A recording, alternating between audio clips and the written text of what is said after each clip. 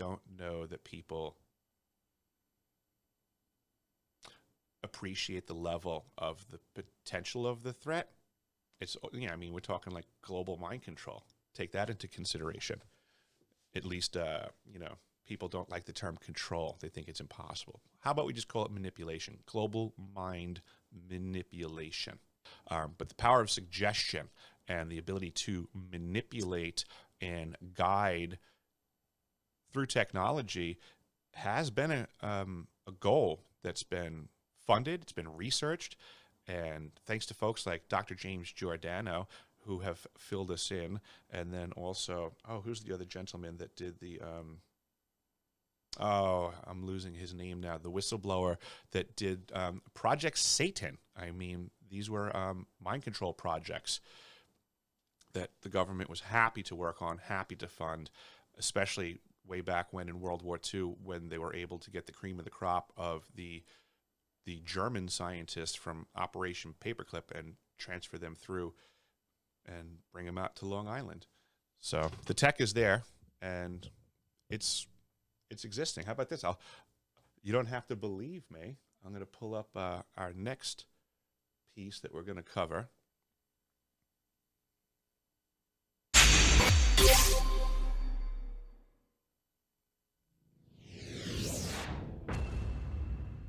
Good stuff.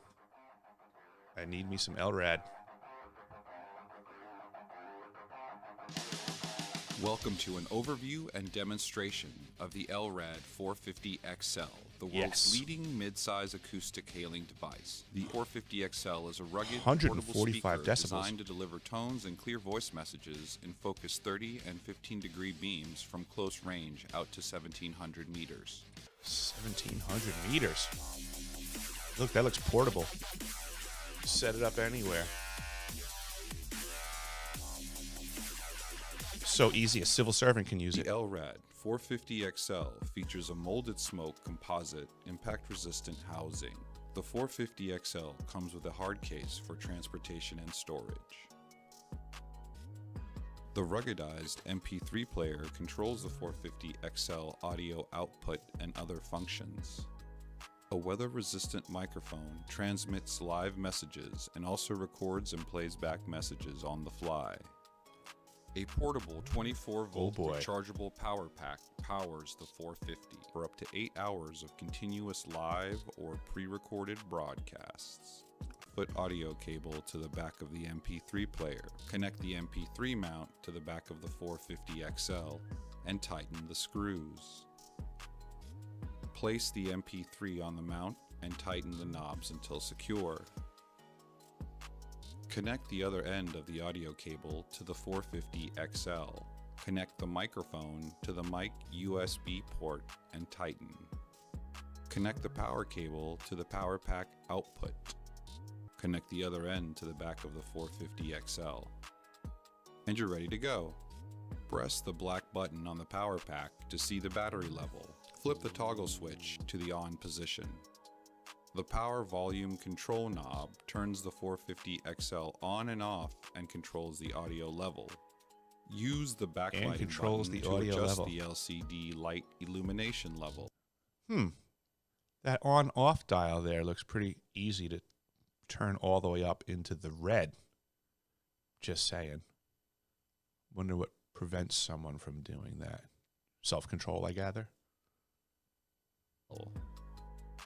The play/pause button starts and pauses selected audio files. Use the red stop button to stop playing an audio file. Cycle through and select audio files using the skip forward button. The skip reverse button works the same way in the opposite direction. Use the repeat button to loop an audio file. The alert tone button is located above and to the right of the LCD display. Sound projection switch changes the audio dispersion from 30 to 15 degrees. The voice boost switch increases the output. Press and hold the PTT button on the mic for live broadcasts. Press and hold the record and play buttons simultaneously to record a message for playback. Press the play button to broadcast the recorded message. The wireless kit Enables system operation out to 150 to 200 meters. The So that means there could be someone that distance away operating it, so pay attention.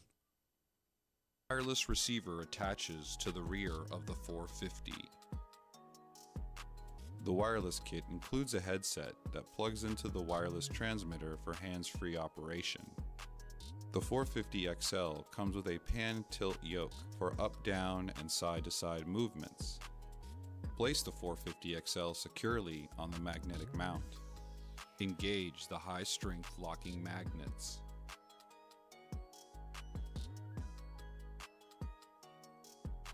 The 450XL has an optional tripod for quick setup and operation. Thank goodness.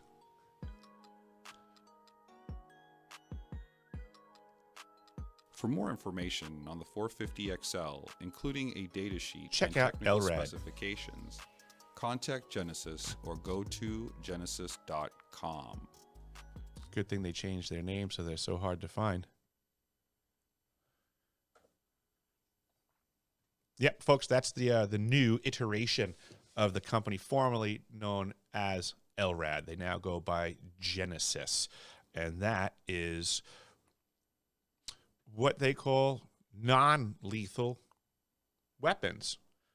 They call it a communications device, actually, now. It used to just be considered non-lethal weapon. Now they're calling it a communications device because, yes, again, like we're seeing in DARPA documents and my life experience, is they love to present something as one thing, but in fact, it can do something else. So what we saw in the video is that that device can actually go up to 145 decibels as rated.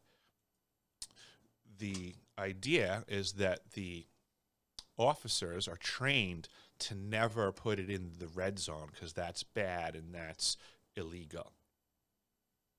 But I ask, why does it even get to go that high? Why do we have to put our trust into the hands of these officers that can and do make mistakes? Why does the equipment have to even tolerate such an error available? I mean, could you not at least have a double acting switch so that you don't accidentally simply turn it up too fast and too furiously in a rush by accident, let alone by intent, that it requires a second activity to bring it up into the death range?